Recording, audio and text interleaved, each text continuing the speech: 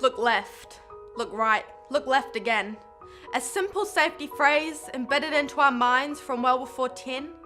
A way to keep safe on our dangerous roads.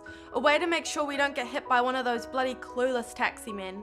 Told by Ronald to make it click, just a company trying to have some ethic. It's simple logic. Keep our children away from harm. But let me tell you this. To look left, look right, look left again isn't going to save our children from their biggest danger. Themselves. We have an epidemic on our hands and it's being treated like the plague. Stay away, be vague, afraid of something out of my hands, and I'm not the only one. Our own government is too scared to touch the feral topic that is mental health. They go about it with stealth. The S word, too vile for schools, knelt on a pedestal of insecurity and fear, and that teaching the youth on what being mentally ill means will trigger a tsunami of teens taking their lives from just the mention of it. How ironic though. This tsunami has already come and is still pushing through our nation. We know to dial *555 when we see a dangerous driver, but 99% of us are none the wiser on what the suicide crisis hotline is. 0800 543 354. But what's more is that people came to talk to us about mental health out of their own pocket, but the government said, for God's sake guys, stop it. We have our own way to deal with teen suicide. Silence. That's right. The government has even constructed a script for teachers to yip when a student takes their own lives so they don't trip on words that may contain actual emotion. And this script is designed to lessen our understanding on grip on why suicide occurs, therefore we cannot secure or transfer ways to help when someone is losing hope. The mighty Waikato had the second highest suicide rates in New Zealand after Canterbury. And it's not just silly girls taking petty dramas to the nth degree.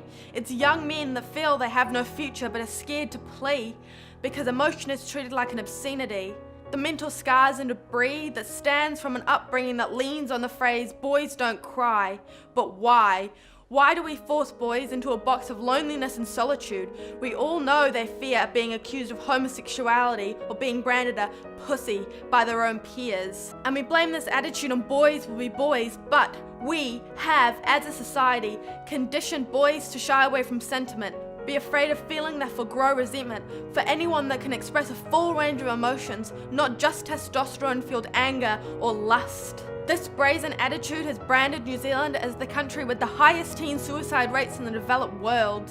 Health.govt.nz states, the rate of suicide has remained relatively stable in the 10-year period to 2014.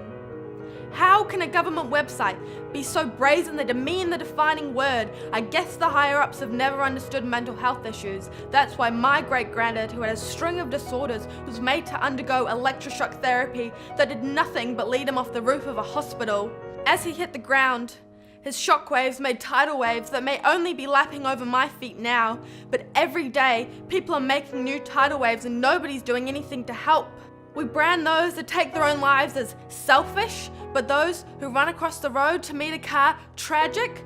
What's the difference? We are uneducated on suicide, but have always been taught to look left, look right, look left again. We are leaving those stuck in the headwaters of a toxic mind space behind. The mental health system is failing us. Us students have to grind through 5 years of high school, all 1,200 of us relying on 2 counsellors for comfort. This place is undeniably a cesspool of detrimental attitude. Not enough time to see us all in a year, never mind a week. I am disgusted to say we live in a society where people only listen when you're screaming, and even when you are, we don't have the time to care. Stop being so goddamn attention-seeking. We've stripped our dignity as a nation bare. Our future leaders' faces blue from the lack of air.